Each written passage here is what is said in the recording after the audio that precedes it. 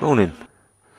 Update video on the GSXR 600 Srad, Streetfighter slash rat bike slash bobber slash whatever it ends up being, really.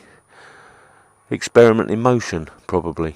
There's the heads up. That's the workshop, which when you're messing about with doing lights and everything is rather tight. So one of the summer projects is probably extending it out that way, about 3 foot. Give me a workbench to start with. I mean, you can't do a lot with that. Be able to get myself a proper vice and some proper machinery. Well, I say machinery. Just a grinding wheel would do. But yeah, this is my Streetfighter project. As I say, slash bobber slash rat bike slash whatever you want. Really, I'm like 50 years of age, and this is the first time I've ever tried anything like this. And you know, when you're a kid, it's always something that you want to try out, customising and all the rest of it. So there we go. So yeah, where do we start? Got obviously there's a little bit missing at the back there. It's past an MOT like that. Legally, I think the mudguard is too short, but for MOT purposes, it only has to be securely fitted. So I think that's the way I got round with that through the MOT. What have I had the bike? I've had the bike probably 2 years, September this year, so about 18 months. I didn't get on with the drop handlebars and the super sport look, so yeah, it was a bit cramped for me and hurting my back on the longer ride, so I decided, fuck it, let's try for this. So yeah, one of the first things was obviously all the fairings off. Took off the passenger seat and the rear subframe. Moved the electrics forward. I'll open that up in a minute and show you. The exhaust has been cut down by over half, but re-riveted the end piece back on, just because it's got the E numbers on, which for all intents and purposes makes it look legal. So I'll get the seat off and throw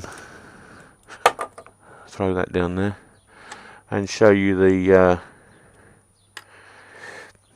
electrics. That's not a 10, idiot, that's a 10.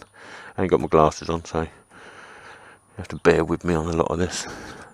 So yeah, the bag across the back is hiding all manner of bits and pieces. It's by no means finished, but it's work in progress, and as you can see, there's a lot to hide here. I've just had the seat redone because it was slippery as anything. Trimmed down both edges because it used to come out around here somewhere. So I've had them trimmed down, sculpted down, and then the new gripping material put on the top, which makes a hell of a lot of a difference when you're, what shall I say, casually riding or touring through the countryside at fucking breakneck speed. Oh, swearing again, sorry. So yeah, need to do something about the sides. Not sure about a fiberglass panel. Some people put just like a painted metal plate across to hide the sides. I mean, this side's worse because obviously got the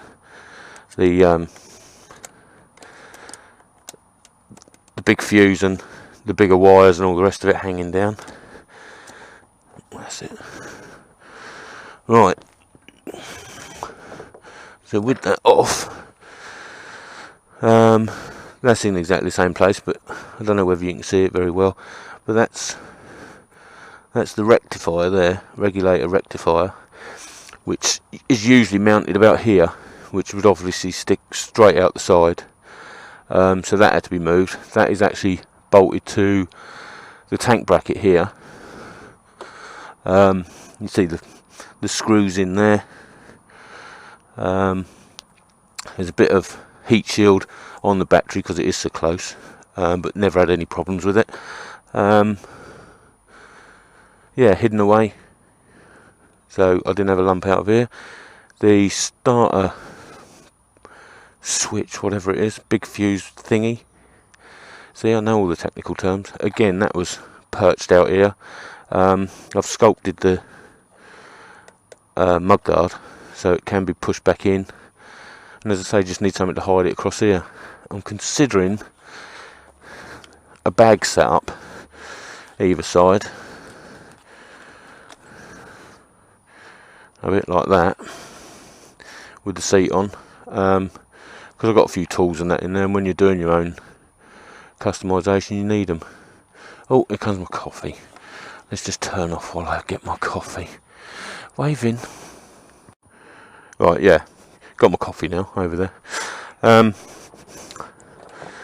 Again, went with a full size number plate,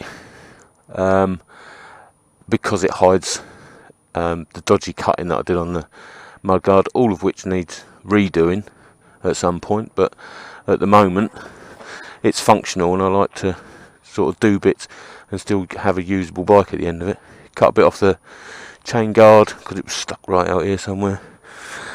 What other fantastic things? This is the oil catch can.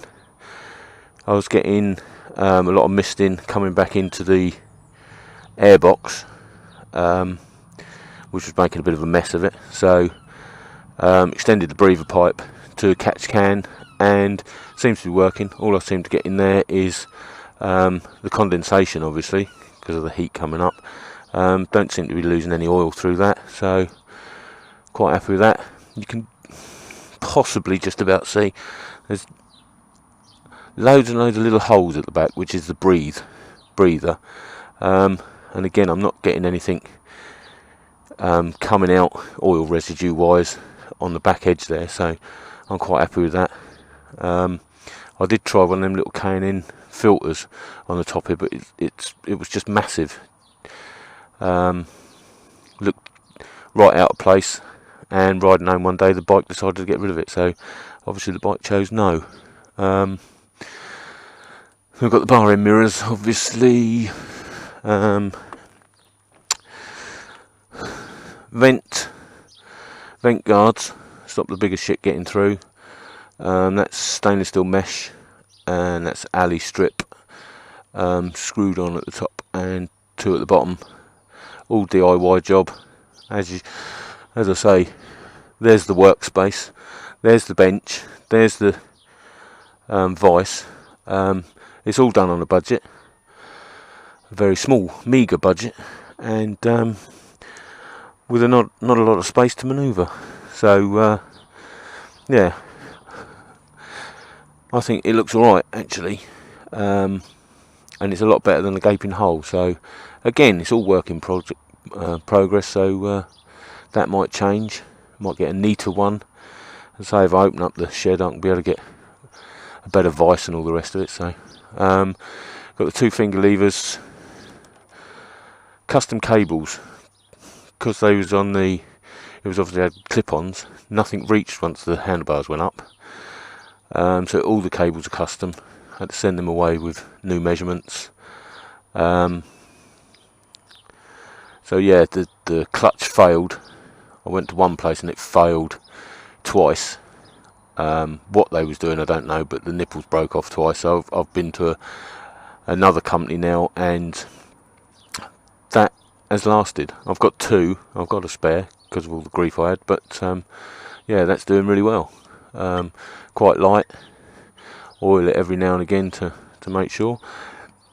Choke cable is bending nastily and obviously breaking, so I might put a lever there for the choke and just bring it up here, one less cable going up here, and I think eventually the cluster here will go. Again, I've got no idea what I'm going to do with it, but that's way down in the future. But yeah, so the idea was something like this. I don't know what's off, an old BSA or something. Just mounted on the frame there as the choke cable. Probably trim the handle down, obviously clean it right up or paint it black or something. Trim all this shit off, screw right through into the frame, and then I've got another cable going up, and it's another, I don't know, little quirky bit, unusual bit. Right, lights. You can see they're a little bit different to the standard. I did have these spots on, sitting there, but they kept on coming really loose, and the only way I could keep them tight was with a cable tie. So it's like, well, that's not working, obviously. So I've got new ones which are bolted straight onto the light frame. And I think they look the biz. Gives it a good look. And for nighttime riding, it's top notch. Bright as bright can be. So yeah, quite happy with that setup at the moment. Upside down forks off a 750. This is a 600, as I said earlier. Got them off of Flea Bay. Knocked the bloke down to 160 quid for them, so quite happy with them. They do enhance the handling of the bike. It was very noticeable. Whether the old forks were fucked, swearing again, sorry, I don't know, but they definitely enhanced the handling, so I was quite pleased with them. Went on really easily. Yeah,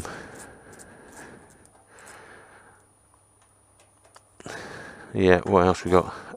Top yoke drilled for the handlebar clamps. Again, it's all for the moment.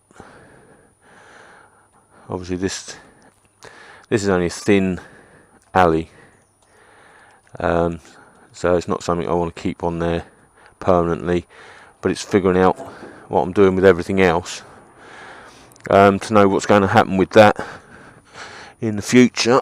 Where's my bonnet catch? Because yeah, as you can see, it's got the Cosso DBO1R, I think it is, speedo on it now. Wiring by me, never done electrics before. I've got a video on YouTube of how I did it, what wires go where. You lose your temperature gauge, but I don't have any issues with overheating at the moment, and you know, I've got the Spider-Man header tank, obviously another necessity. I do check it regularly for water and oil because of the upgrades I've done. I just want to make sure everything's okay, and it's been fine. Radiator fan comes on at the right temperature, all good. New braided lines, which again, definitely an upgrade. The old one was rather spongy, nice and tight now. 2-finger levers, hash up for the reservoir. I bought a complete lever for this side, which felt so flimsy I didn't want to chance it, being it's your main brake. So I robbed the lever off of it.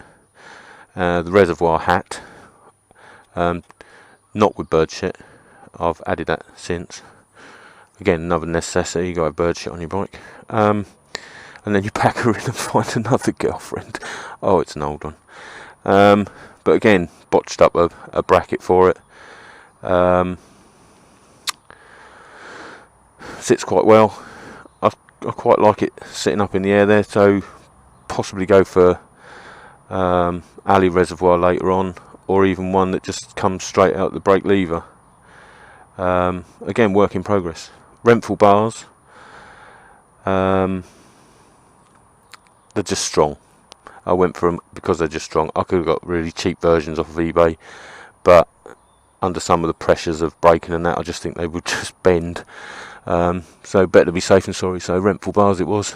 Again, vent plate, DIY job, built by me, made by me, painted by me. It's all me really. What else we got? Oh yeah, the ignition. Where's the key? Here it is. Because of these lights go back so far, the ignition comes down here by about 17 foot. It's huge. So I couldn't have both. I couldn't have the lights and the ignition. So one had to give. I like the lights, so the ignition's gone, which did leave a handy sort of hole to make do a bracket to put the speedo on, which again doesn't look too bad, but will need tidying up in the future. Which, so I had to put the ignition somewhere else, and that's where it ended up. And as I say, as you can see, it's massive. So again, that's work in progress. Got to do something with that. Whether I just wire it direct and have a dead man switch hidden away somewhere, which is looking to be the way forward, or not, I don't know at the moment. Again, fucking, it's just work in progress. Swearing, sorry. So yeah, it's the original ignition. There you go. You got your Cosso speedo. Rev counter works and is quite accurate. The speedo, I tried to take off the original speedo on the bike, wouldn't have it, wouldn't register correctly. So it's off of, I think it's 5 magnets off the wheel. And it registers quite well. I've been behind a couple of friends in cars, and it's sort of 3 mile an hour too fast, registering too fast, so that's sort of in my favour. But yeah, the mileometer and everything works a treat, works fine. Had to bring the wires up through the top. They were originally, they come up through here, as you can see, big lump here, through here and through here. But when I changed it all, they were binding up, stopping your steering, coming right round full lock. So I've moved them even further up, brought them up through the frame here. The other thing you got is a fuse box, which usually sits inside your fairing here, which is about that size. Obviously I couldn't have that behind the light cluster. No room for it, and it would have just looked horrendous. Indicator needs sorting. More jobs. So I've robbed a bit out the airbox, cut it off, plastic welded with my old soldering iron, plastic welded it so it's sealed. It's about 1 millimetre off the air filter inside, but it is sealed, and there you go, there's the fuse box, just sits neatly inside there. At a later date I've got to cut back all these wires, because this is like spaghetti junction in here, and I don't need 70% of those wires. It is just round and round. So again, another, probably next winter, take the front wiring loom off and cut it all back, now that I'm happy with the lighting system.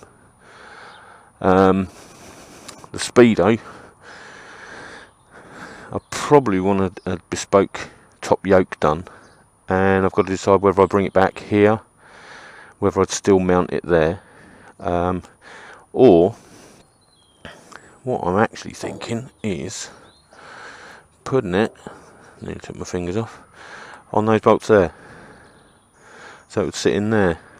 Don't know whether that's functional or not, but that would neaten up this whole lot here. So yeah, as I say, work in progress. That's about it at the moment.